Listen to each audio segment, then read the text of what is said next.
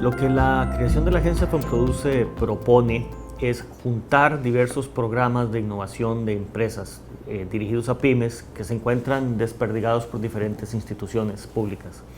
Consolidar esos recursos ya existentes en una sola agencia que los administre integralmente y apoye precisamente a las pymes en su desarrollo y en la incorporación de procesos y productos y técnicas innovadoras de producción con miras a crecer y a exportar. Desde el punto de vista de ciencia y tecnología, esto propone también el traslado del fondo ProPyme que actualmente maneja el MISIT, que corresponde a unos 250 millones de colones anuales, a esta agencia, de tal manera que la parte de apoyo a las empresas esté totalmente concentrada. Y propone la fusión del CONICYT con el MISIT de tal manera que podamos compartir recursos, mejorar las sinergias entre las dos instituciones, eso sí, sin dejar de hacer ninguna de las tareas y actividades que actualmente hacen conjuntamente el MISIT y el CONICYT.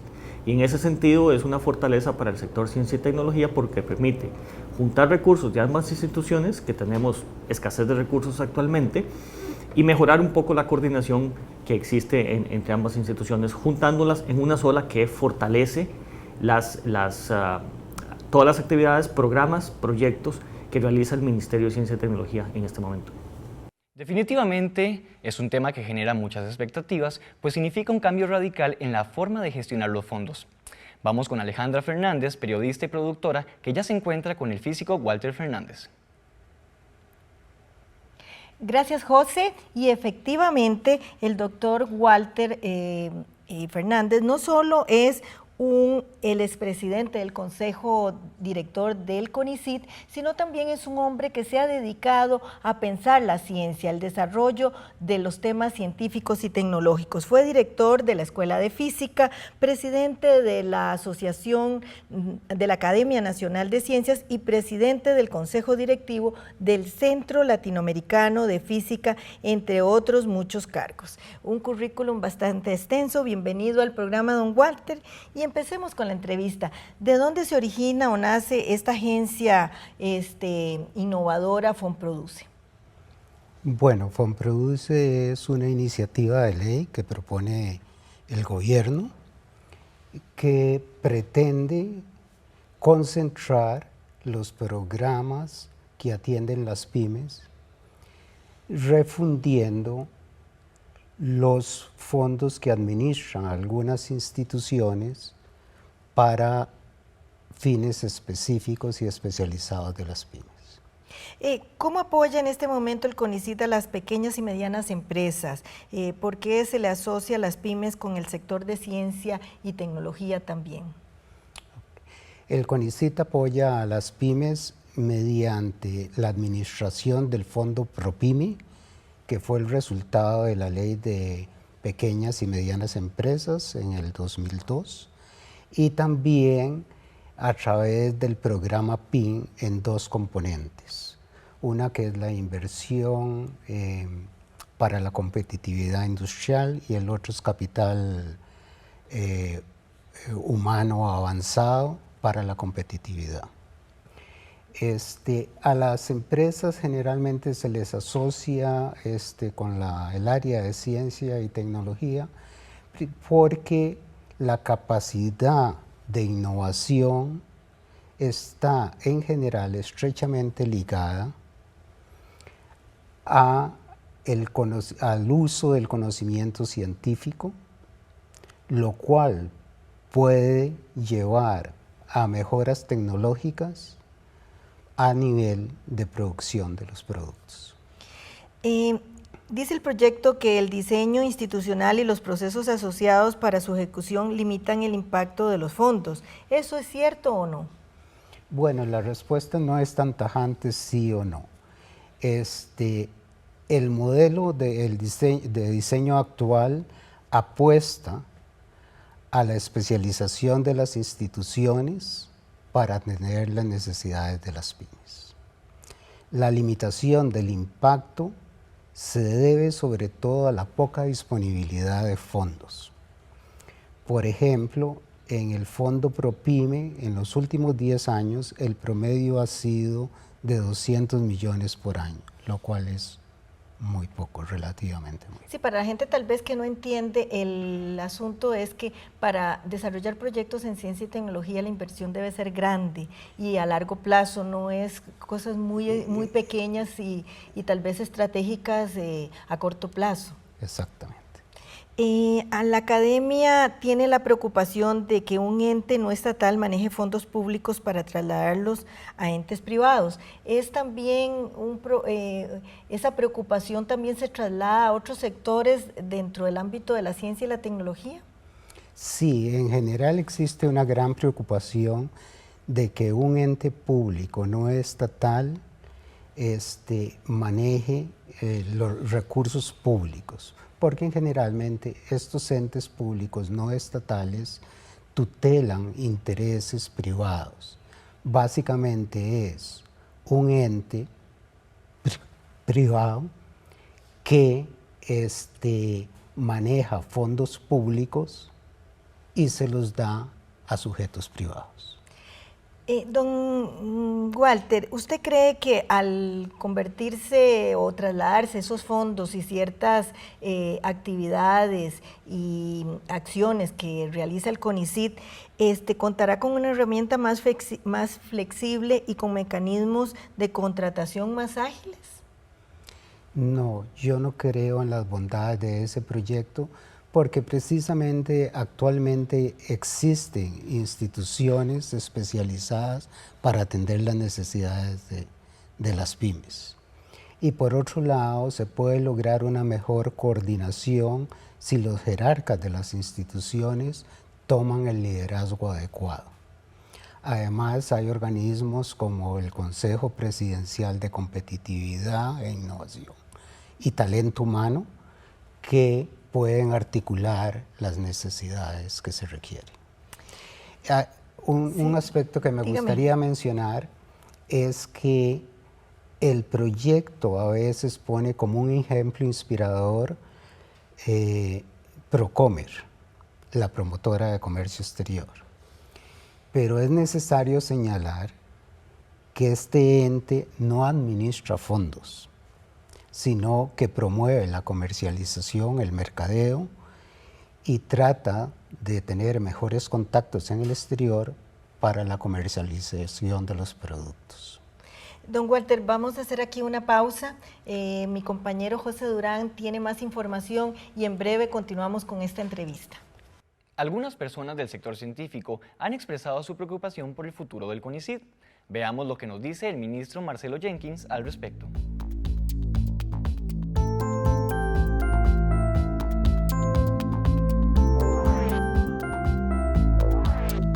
El CONICYT no desaparece desde el punto de vista de las funciones que se realizan, es decir, las funciones simplemente se le pasan al MICIT.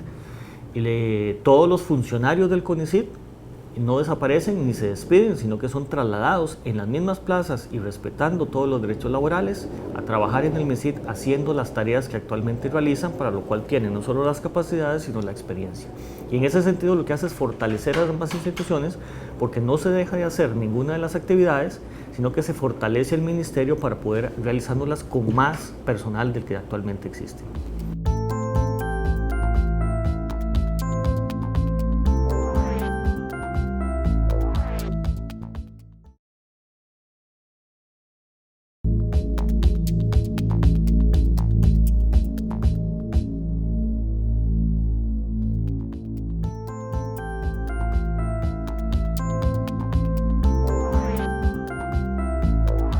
Sí, es importante hacer notar que el Sistema Nacional de Ciencia y Tecnología cuenta con muy pocos recursos. Son, en este caso, el MICIT con 82 funcionarios, el CONICYT con únicamente 42, sufriendo además problemas de congelamiento de plazas y falta de recursos.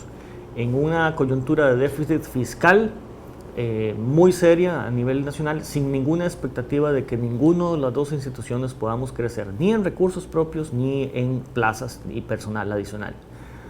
En ese sentido, la única manera de crecer y fortalecernos es juntándonos. Juntándonos, entonces logramos una sinergia, logramos juntar recursos, juntamos a todo nuestro personal y así podemos tener más fortaleza para realizar las tareas que requiere el sector ciencia y tecnología. Y eso es muy importante para lograr que realmente se cumplen los objetivos que están plasmados tanto en el Plan Nacional de Desarrollo como el Plan Nacional de Ciencia y Tecnología, que son los derroteros que nos guían como ministerio y como CONICYT a realizar todo lo que nosotros hacemos. Estamos en la telerevista Espectro por el camino de la ciencia y la tecnología, llevándoles una entrevista sobre el posible cierre del CONICYT con el doctor Walter Fernández, investigador, profesor emérito de la Universidad de Costa Rica. Un gusto que usted haya venido pues para que nos vaya aclarando un poco las dudas que a ustedes les genera este proyecto, las preocupaciones. Efectivamente, escuchamos lo que dijo el ministro, pero al trasladar las funciones del desarrollo tecnológico e innovación del CONICYT y los fondos que administra, pues existiría como una especie de cierre técnico, digamos, tal vez sigue existiendo, pero en otro ente y queda un poco debilitadas las funciones. En realidad se cierra. Y como expresidente del CONICYT, a mí lamento profundamente ese hecho. Y no solo a mí, sino que los expresidentes del CONICYT le enviamos una carta al señor presidente de la República haciendo notar este hecho, pues consideramos que hay un debilitamiento, se daría un debilitamiento de la promoción de la ciencia y la tecnología en el país.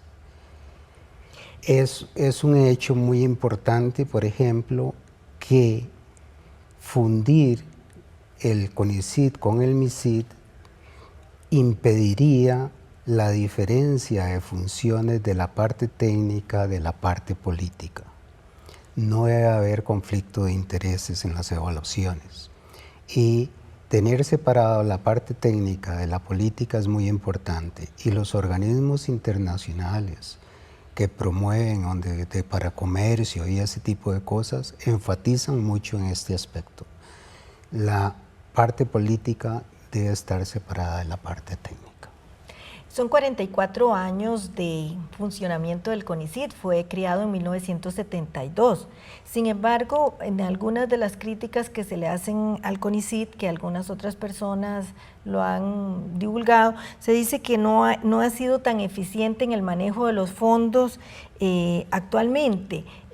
¿Considera que usted que eso tiene alguna explicación o efectivamente no apuesta a la verdad?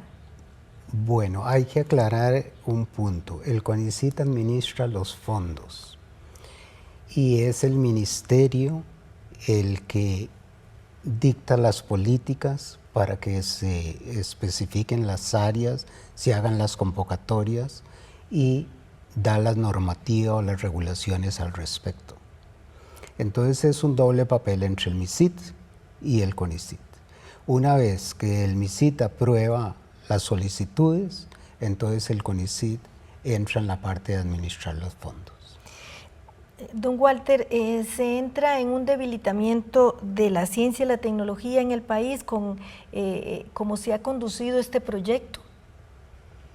Yo creo que sí. Primero, este proyecto no fue consensuado o consultado con otras instituciones antes de colocarlo en la agenda legislativa.